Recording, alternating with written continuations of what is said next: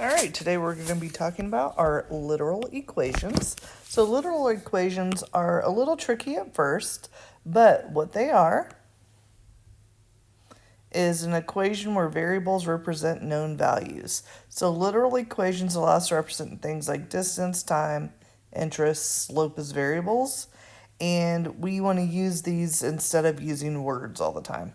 Now the tricky part is that you want to remember you're solving for one of the variables, you have to use inverse operations. So let's get started. We have C equals 2 pi r. So what we're solving for is we're solving for r. So what I like to do is I always highlight whatever we're solving for. Now, what's very important, and I want you to write this down on your paper, is you're using inverse operations. So here's kind of the rule of thought that I have is you're going to move the whole term. You're going to either add or subtract. And if you're only going to move a part or parts of the term, you're going to multiply or divide. So let's look up here. Since we want to get r by itself, if you notice, it's really 2 times pi times r. So the inverse,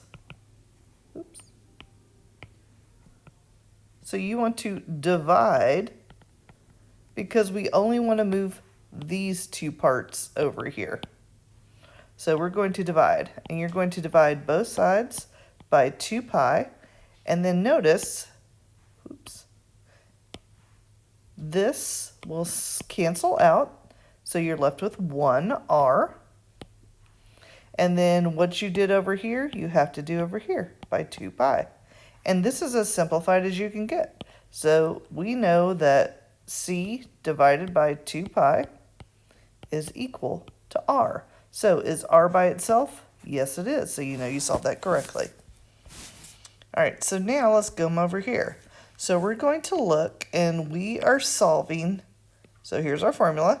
We're solving for L. So I like to highlight L or underline it so you know what you're doing.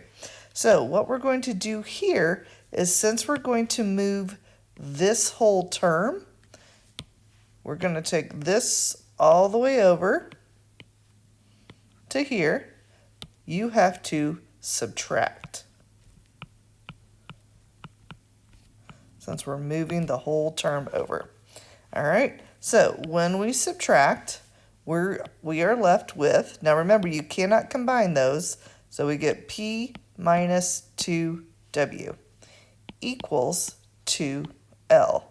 Now if you notice, L is still there, so we have to get rid of this 2. And remember, it's 2 times L, so we have to do the inverse, which is divide. So we want to leave L there, but we've got to move the 2 to the other side. So we're dividing both sides by 2. That's going to cancel those out, so you're left with 1L. And then here we're going to rewrite P minus 2W divided by 2. And this is as simplified as you can get. And if you notice, L is all by itself, which is what we did.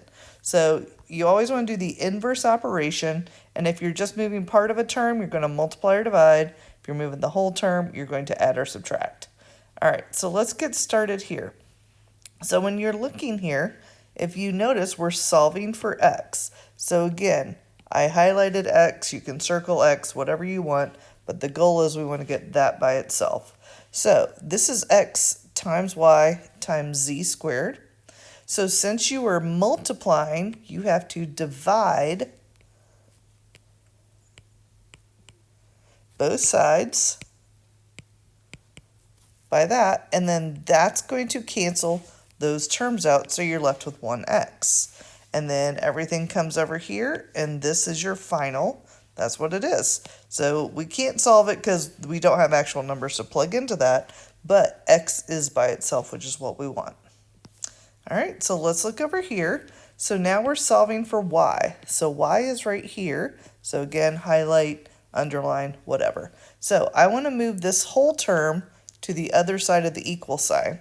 So if you haven't already, just make sure you're Remember that your line should go down here. So I want to move this whole term over to here. So I have to subtract since I'm moving the whole term. Okay, that cancels out. And now I'm just left with this part. And the n is over here and bring the w down.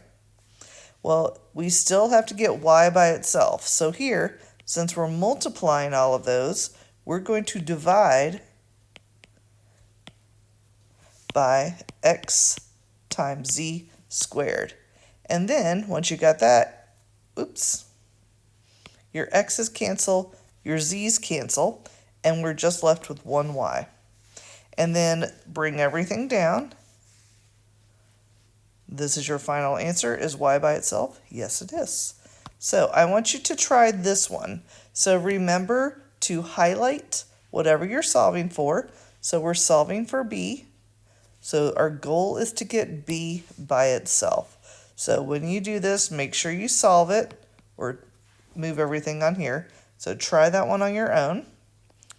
And then I want you to do the same thing here. We're solving for b, so I highlighted b there for you.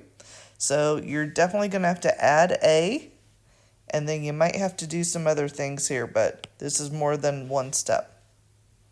All right, this one's a little different. So what we're going to do is we're going to solve for m. Well, m's down here in the denominator. And if you notice, it's two fractions equal to each other. So we can actually cross multiply, and u times 2k gives you 2ku.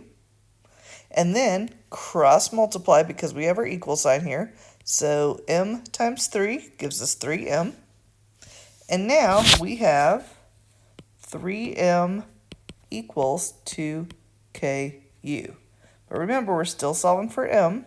So now I need to move this 3 over to that side. So now that you have that, now we need to divide. So we're going to divide both sides by 3. And when you get this, that simplifies to 1. And you are left with 2ku divided by 3. And m is all by itself, so you know you did that correctly. All right, I want you to go ahead and I want you to try this one. Again, we're solving for b. Remember, write this down, very important. You want to use inverse operations. So to move the whole term, you're going to add or subtract. And just to move part of the term, you're going to either multiply or divide. So go ahead, try those on your own, and then we will practice and go over this together.